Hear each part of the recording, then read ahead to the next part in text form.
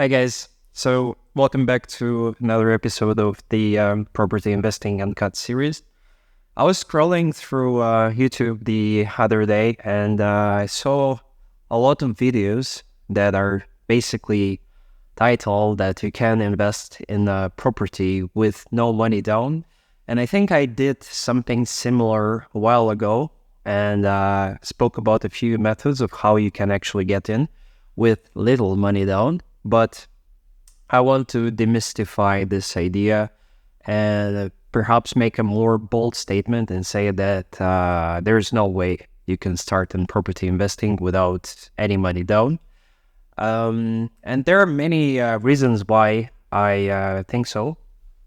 I mean, first of all, I'll just dive in directly because I'm pretty sure that's what you want to hear. Even if you somehow manage to get a great deal or get some investor money or borrow some money from your friends and family, which is already kind of considered money down, you have to still pay for property registration costs. You have to pay for all kinds of, mortgage fees if you get a mortgage, for example, the evaluation costs. There are so many costs that are associated with purchasing a property. That's why I wanted to make that statement and say it directly that, buying a property with no money down, it's actually impossible. So in this episode, I want to tell you more of why I think so and what are the other alternatives that can help you to get into this property investing space with maybe little money down or no money down, but with some little costs associated with this. I believe there are actually different methods and ways where you can start in property investing, and you don't necessarily need a lot of knowledge, or sometimes you don't even require any experience and even little money to start with this. However, you have to do it a bit more creative, obviously, because that's a big requirement for any kind of investment. So you'll have to think out of the box and try to figure out what's the best way you can approach this investment. There are multiple ways where you can start. I guess the one that is more straightforward, it's raising money. So that could be either from friends, family, or fools, the three Fs, how they call it, or from actual investors trying to, build up a business case and explain them that that's the sum that you required for this investment and what can you provide to them in return. So if you calculated everything right, maybe you can actually use the money that you raised for a down payment and provide a percentage interest in return for a specific period of time. And that's how you will get definitely your chances way up higher towards starting in property investing, or not even starting, but continuing if you already have some investments. That definitely would work, but you, of course, have to calculate all your risks and make sure that you're actually going to make those returns that you think. Perhaps a better way is to just put a couple of, scenarios, best case scenario, average scenario, and the worst case scenario, and just focus on the worst case, because if that happens, you basically have to have some contingency plans with that. And you need to satisfy the borrowed amount of money to your investors. So I think that's a big one where you can dramatically, decrease your investment costs and almost call it a investment with no money down if you even convince the investor to give you money for all the associated costs with the property. Could be even the ones for furnishing the property. However, I think this method is quite complicated, and if it's your first deal, you might probably get stuck along the way, and I really don't want you to get, stressed and basically lose all your hopes and not try this again. That's why I think you might leave this method for the future and first try to find some other alternative methods where you can start with lower investment. And one of this, which actually worked for me a couple of times, and it's quite popular nowadays, is to find those developers in your country that will offer you off-plan projects or even already in construction projects where you can get in with a very small down payment or even zero down payment, but with monthly payments, basically. So usually you won't really find with zero down payment, it's at least 5%, but the monthly payments will be installments without any kind of interest. So that will make it easier for you to, not stretch too much at the beginning and try to basically satisfy that investment with a way smaller sum of money. In rare cases, those developers can actually even give you some, flexibility towards paying the associated costs with them. You might want to ask them for a discount, for example, for the registration cost. That actually worked with me in Dubai. I got a DLD waiver, which is the Dubai Land Department registration. It might happen to have the same in other countries, so just check it with them and try to always be, not stubborn and, not just fixated into one deal or one, journey that someone maybe might have told you in the past. But try to analyze different opportunities, try to evaluate different scenarios, and just honestly ask questions, because just by asking questions, they will obviously answer something to you, so you can get that information back and try to evaluate it for yourself. So you might see that they could be actually flexible to do something that even I don't know about, or they might, for example, in one case, I had a scenario when a developer, they actually told me that we can just shift, the payment plan in your favor. So if you wanna pay your next installment in terms of once in instead of once in 3 months, you can pay it once in 4 months, and just the payment plan will become a little bit longer, and that really worked with me. I mean, you don't pay extra interest because the off-plan interest is zero. So why not? That's just one real life scenario that I tried just by asking the questions. So you can just try do it yourself as well. Other things, obviously, in some countries, the mortgage process, for example, could work a little bit different. So just recently, I found out that in Moldova, you can actually get a mortgage with 0% down payment, which again, it's not a property investment with 0% down payment, with no associated costs and with zero investment, no money down, like they call it, because you still have to pay, of course, for the valuation fee. You have to pay for the bank's 1% charge, I think, from the loan amount for the basically the processing fees for the loan. Then you might have to pay some other smaller taxes. Usually when you get a mortgage, you have a life insurance, a property insurance, so you most probably will have to pay for those. Again, even those in some countries, they might offer you a waiver, or they just may make it cheaper if you ask for them. They might also consider some different insurance providers. For example, in one of my past cases in Moldova, I used to have a mortgage where the bank would actually cover the property insurance, and I got that deal locked for 25 years. So every year they would actually pay for the property insurance, and I don't even need to stress about it. But again, that deal, I had to, compromise on some other things. I had to pay 30%. I think it was actually 35% down payment. So that's, again, doesn't work really in the favor of investing with no money down. But there are different ways and different perspectives that you should definitely consider. You can even reach out to local, property advisors or experts. If they charge, depends on their reputation and, depends on, on their personality. You might want to go for it.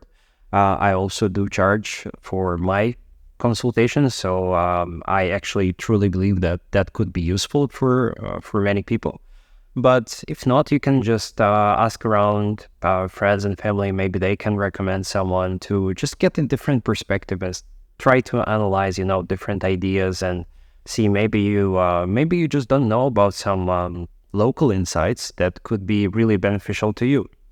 So yeah, that was another way of how you can start. Obviously, this one also would require some other things to go along with it. For example, for mortgages, you would have to, most probably in all the countries, there is a 3 or 6 month payment slip requirement. So you might have to submit this to the bank to be eligible for this. So there is different eligibility criteria. That's why this method only works for those who actually have a stable job and they can provide those payslips. For the off plans, on the other side, you don't really require that. You can just invest with cash, with transfers, and even with crypto nowadays. So there are many countries who accept this, including the UAE, primarily Dubai. So there are this kind of options as well. Other than that, I'm just now trying to think of what people tell me that, they're trying to somehow leverage some of their investments to pay off for some other properties. That could be something really cool as well, which I'm personally doing. But that requires a bit more advanced knowledge and experience. So, for example, you might be looking at putting your property, your current one, if you have one, as a collateral to cover the mortgage for a second buy.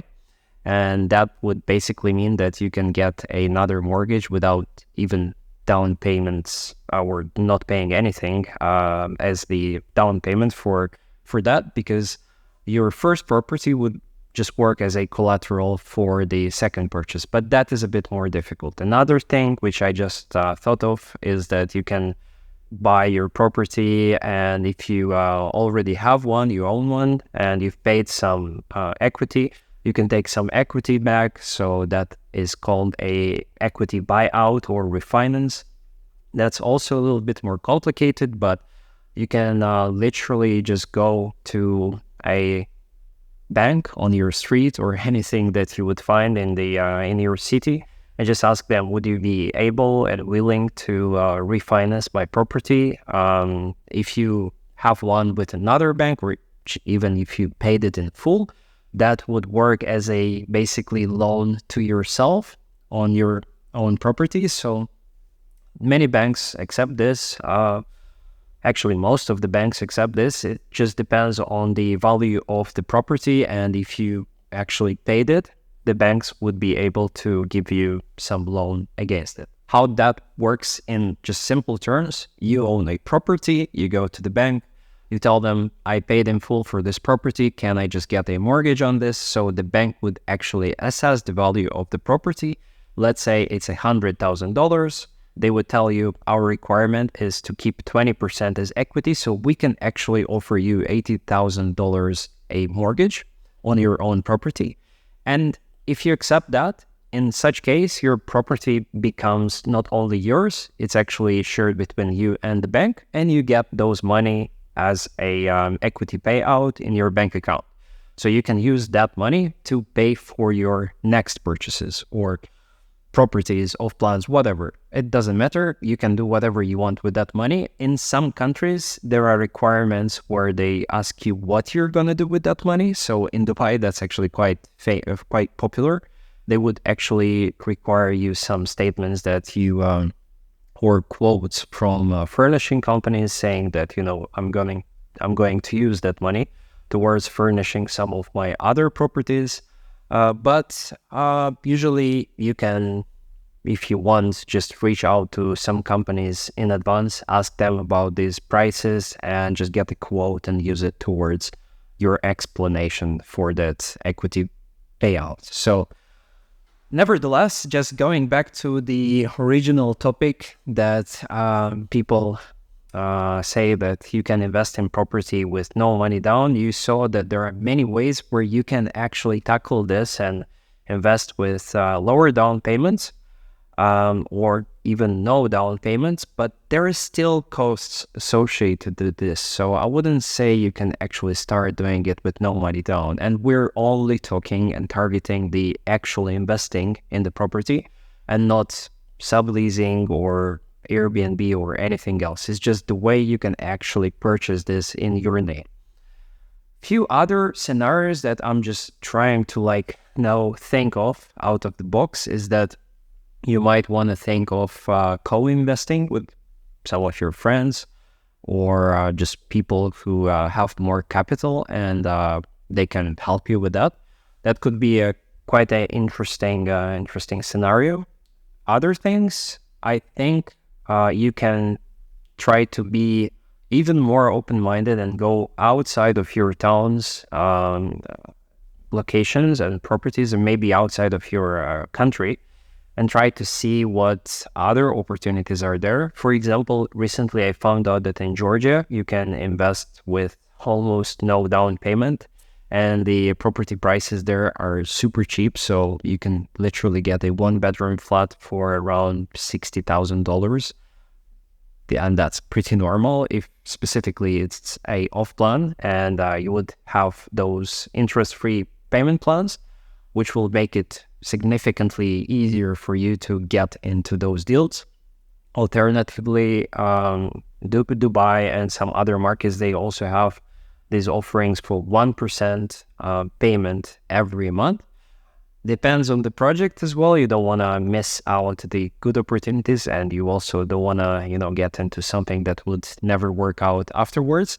You just analyze that, try to, look at the deal so that the deal makes sense to you, and then see if the plan of a 1% per month works out well for you. That's another way of getting into property investing at a more easier level and also pace. So it doesn't require you to just pay out everything upfront. Finally, there are different local deals that you should really consider. And by that, I mean those which are offered by the governments. So there are different types of, first property or your first home kind of deals where the government will actually subsidize a big part of the property investment and will offer it to you at a very, very low down payment towards it. There are obviously a lot of risk factors involved with this. For example, in UK, I know that you need to choose a property that is pretty new and valued at, I think, a couple $100,000 over the average that you can look for your first property. What I mean by that is basically they're trying to make you buy a new property, which is a little bit overvalued, at least in my opinion. For your first purchase could be quite hard to get into those deals, even with the help from the government. Or there also might be a maximum amount on your loan that they can offer for you towards this. So there are many different requirements that you just need to check out and see if you satisfy them.